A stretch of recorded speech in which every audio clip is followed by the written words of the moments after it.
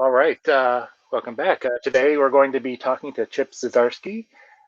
Name might be a little familiar from, you know, Power the Duck, some Daredevil. But today we are going to be talking about his new book that just came out. It's called Afterlift. It was originally a Comixology original, and with the deal with Amazon, they no, it was Dark Horse. Sorry, Dark Horse that they are publishing it. So let me bring Chip in, and we'll find out about the book. Hey, Chip. Woo, pretty good, you? Oh, hanging in there, hanging in there. Yeah. So before we get started talking about the book, uh, I like to kind of ask, people I talk to if they remember how they got into comics, or if what was it about comics that kind of got them interested in them. Yeah, I mean, kind of, I have very hazy recollections of some oversized Superman books and though everything seemed oversized when I was a kid, but and some Spider-Man as well. But the one that made me start buying comics was Secret Wars, and it was issue number 7. And I don't know where I got it from, but as soon as I got it, I realized I need to get everything that came before it and everything that came after it. um, which was a challenge in the day because there weren't really comic shops. So a lot of going to 7-Elevens and convenience stores and weird basement nostalgia shops trying to find the rest of the series. And it hooked me just because it was like all these amazing characters together, right? Like it was designed to sell toys. You kind of find that out years later, but it worked because I bought the toys. I bought comics. I was all in at that point, especially just the idea of shared universe, all these characters interacting. When you're a kid, you don't really put it together. At least back then, you didn't because there was no, MCU or DCU like crossover stuff happening in other media. But comics felt really special because of that. And what kind of made you want to get into the industry yourself? Um, it's kind of weird because I sketched comics and wrote and drew little comics when I was a kid. But by the time I graduated high school, uh, I had it in my head that you just don't really get a career in comics. Like that's just such Mhm. a rare thing. So yeah, I went to school for graphic design, and then went to school for illustration, and I work at newspapers as more of an editorial illustrator. I did a wide variety of art jobs, but doing comics was kind of a side thing that I did. Like I would do my own kind of black and white comics once in a while, or online comics and comics through the newspaper that I worked for. So I never really considered the idea of comics as a career. It was always kind of like a side thing, like a hobby. I'd go to shows and sell, my little, self-printed books. Um, but then, yeah, Sex Criminals came along, which is my book with Matt Fraction, Love it. and it was done on a lark. Like we just wanted to do something fun for ourselves that no one was ever going to buy. The next thing I knew, people bought it, and I'm like, oh, okay. I didn't Guilty. quit. Yeah, I didn't quit my newspaper job until like a year after Sex Criminals had been out because it still didn't feel like it was a career. Hmm. Um, so I kept trying to do both at the same time, and eventually I had to make the choice. And I think I chose wisely. My wife always says, you jump from one dying print industry into another, but at least this one doesn't seem to be as dying as quickly. Right. Yeah. So, yeah, of course, we've mentioned the stuff you did, but let's talk about Afterlift. I, How did that, come to, be? What was the inspiration for that? Uh, just tell us about the book. yeah. It's interesting because sometimes people ask where you get your ideas from, and one thing kind of leads to another, and you kind of start pulling at the thread of a sweater, and it kind of takes you into I guess not a sweater eventually. But um, uh, when I was working on Daredevil initially, like we still hadn't done issue number 1. Um, Marco and I were having discussions about color treatment because Marco really wanted the Hell's Kitchen at night to be blue, And I said that's too cold for Hell's Kitchen. It's got to feel hot. And I was just trying to find examples for him, and I started to think about like movies that have that kind of color palette I want. And Collateral came to mind, which is a Michael Mann movie. I don't know if you remember it. It was like Tom Cruise and Jamie Foxx.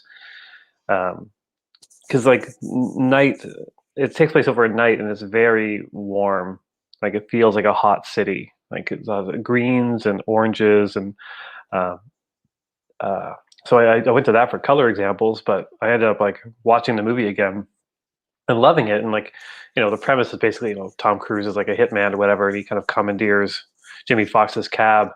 And while I'm watching, I'm just like, Tom Cruise is so good in this. He actually feels like he could be the devil.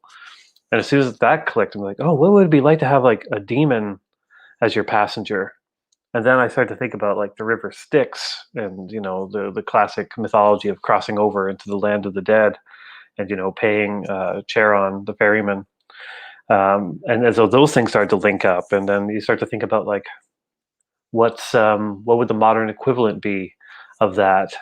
And of course, it would be rideshare and paying by an app, and so everything has kind of led to another thing. And then I just started to think about, well, what kind of story do I want to tell with that? Because you can have the idea, but if you don't have like the themes or the characters or what their actual journey is, you don't have much. So once that clicked, I sent it to my friend Jason Loo, who he was an intern at my old studio back in like 2003. And he's this super eager, talented, fast professional young guy who was self-publishing books. And I knew he was having a bit of a rough time career-wise because he had some issues with the publisher, and it kind of soured him on comics. So I approached him with this, and he was excited to join. And Comixology had been talking to me for years about doing something with them. So it seemed like a really good fit because I knew how fast he was, and I really wanted to get something out as quickly as possible because I was also getting tired of having books at publishers where it's like, you got to get like 7 of them in the can, and it takes so long before it's solicited, and by the time it comes out, you kind of forget what you've written. But the nature of the digital stuff made everything go really, really quickly, which is super satisfying. So you've kind of explained what it is. Who are the main characters of the book? The main character is Janice, who's a rideshare driver who's quit a job at finance, and of course, her parents are disappointed in her, and she's a little bit lost. And the other characters are Dumu, who is the demon, whose job is to like kind of collect souls. But he's trying to impress the boss. He's trying to move his way up the corporate ladder. So he's kind of looking for something as well. And the passenger is a young woman named Susanna, who, spoilers, is recently deceased, and this is her soul traveling to hell. And so for her, it's all about like, well, what is bringing her to this point? Is this a hell of her own making? Does she deserve to go to hell? So there's a lot of playing around with the idea of guilt and forgiveness of yourself. And you had the artist Jason. What about the other members of the creative team? How did you come to get know them or work with them? Or Yeah, it all worked really well. Like Paris, who's the colorist, we're all Toronto based. So Paris is a friend of Jason's, and his color palette is just gorgeous, and he's just a pleasure to work with. So bringing him on board was super easy. Aditya Bidikar is a letterer in India. He's the only person that isn't part of the Toronto crew, and I've been kind of following his work for a little while, which is gorgeous. And I was trying to think of who I should have as a letterer, and a friend actually recommended him. I'm like, oh yeah, of course, Aditya. Like, if you follow him online, you can see how much effort and how much thought he puts into his lettering and his process. And he's also a dream to work with. And the best part is Allison O'Toole, our editor. She was editing Jason's previous book, Pitiful Human Lizard. and uh, and uh, she just keeps everything going like so well. She's got a great eye for story, and and art. So much so that I immediately hired her to be my project manager for everything.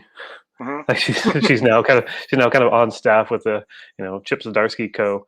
Um, because she's just so great at all aspects of editing and project management.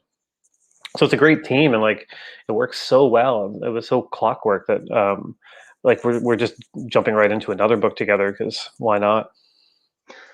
So is Afterlift, is this just like a complete story, or is there, do you have more stories to tell in with the characters, or? It's funny, like having worked with Marvel and DC for so long, you kind of get used to the idea of the continuous second act. Hmm. Like nothing really starts, nothing really ends. Right. Yep. um, that I saw this as an opportunity to kind of tell a complete story in the 5 issues. Though I only realized after people read it and were kind of asking me about sequels, that I did kind of leave it open ended. For me, it's a very concrete ending, but I think everyone's kind of trained to expect a volume two of a thing. So when readers are reading it, they're just like, "Oh, what happens next?" I'm like, "Well, nothing. This is the story." Well, as a writer, it must feel, good to have be able to tell a complete story without having to segue into something else. Yeah, no, it really is like having actual full arcs for characters. Because the other thing doing stuff for Marvel is, um, a standard novel or movie or whatever, a character grows, like they have their flaws, and then they overcome their flaws, and they learn something about themselves, and they become a different, hopefully better person on the other end of it. With a Marvel book, you can't have that fully. You can have the Hmm. illusion of it, but like if Spider-Man or Daredevil learned their lessons, they would just end up being perfect characters after a few years, right? Like Yep. you can't have 80 years of stories of characters where they just kind of keep like they learn the lessons and then they're great people. Oh, so Um, great power with great power does come great responsibility. I get yeah, it. yeah, yeah. Like Batman has to be untrusting. Daredevil has to like you know fuck up, and uh, Spider-Man has to have kind of anger issues and reject help from others. Like these are kind of like the traits that create the story. So it's nice in this book for the characters to learn their lessons and then end up in you know where they need to end up. So were you surprised that Afterlift was uh, greeted, I guess, we can say acclaim because you won an Eisner. Yeah. So did that surprise you, or you know? Oh yeah, no, it always surprises me if anything good happens in my life. Um, it felt really good, but I mean, that one, um, it's rare that I want an award, but Mhm, with this one, I wanted it because of Jason. Like, mhm. Jason really put his all into the book, and like I said, he's having a bit of a rough time. That it is great to have that kind of validation for his career choice. Because he's got a day job. Like I did. He works in a library, and his comic drawing is evenings and weekends, and it takes a toll. And to get that kind of level of feedback and success, I'm super happy for him.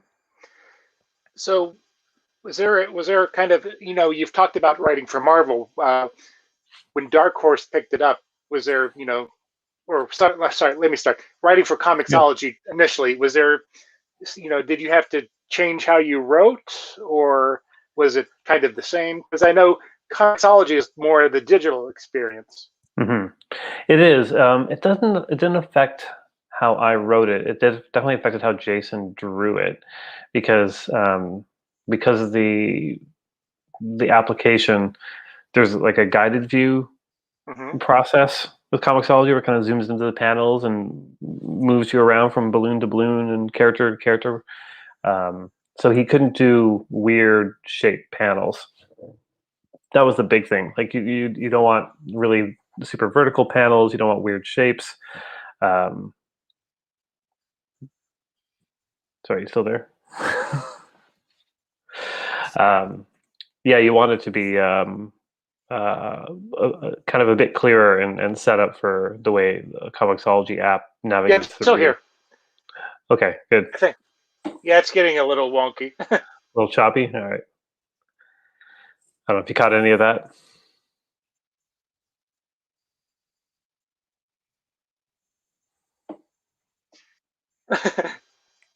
Okay. I don't know if, Sorry. no problem. Did you It catch must any have of been that? my crappy internet connection. No, I got a bad one too. Did you catch any of that?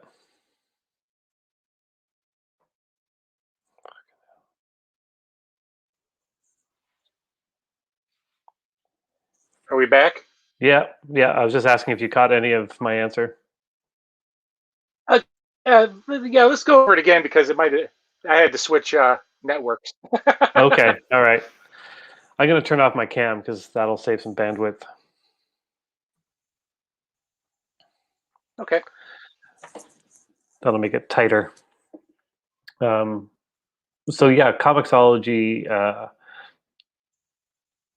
This process was basically the same for me as a writer. There was a bit more leeway in terms of adding pages. If we wanted to add more pages, we could, especially like black ones with text, because there's no printing costs. If you want a Hmm. black page with text, that's on you. Um, for Jason, it was more challenging because of Comixology's guided view, where it kind of takes you from panel to panel. So what that means for him is he can't have unusual shaped panels, and they stress to not like shapes that would be hard to read when you zoom in, that kind of thing. So he had to be more Hmm. conscious of the digital stuff than I did. Oh, okay. So, is there anything else you'd like to mention, maybe about the book, or the process of writing it, or anything? Oh man, I don't know. So, are you currently reading anything that you would recommend to people check out?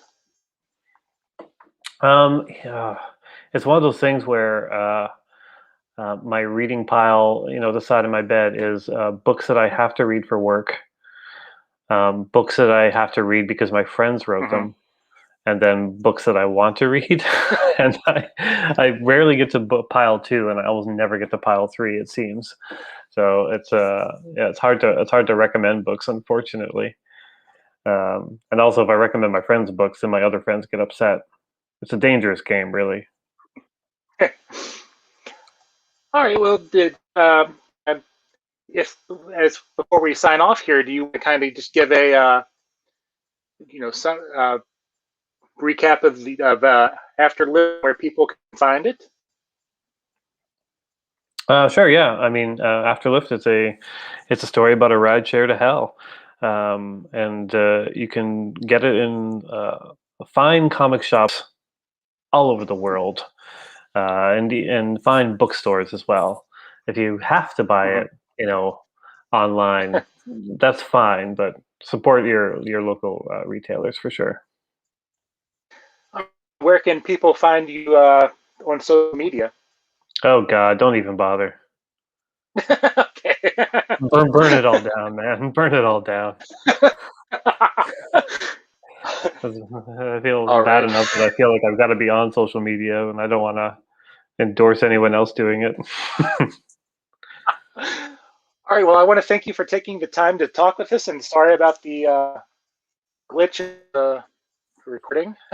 Oh, no problem. Again, it was a pleasure speaking to you, and maybe if we usually get back to those things called Comic Cons again, we'll Mm. meet up. Oh, one day, one day. Yeah. All right, All right. Chad. Well, thanks again. Stay safe and stay healthy. Yeah, you too. All right, take it easy, man. All right. You Okay, too. bye. Bye.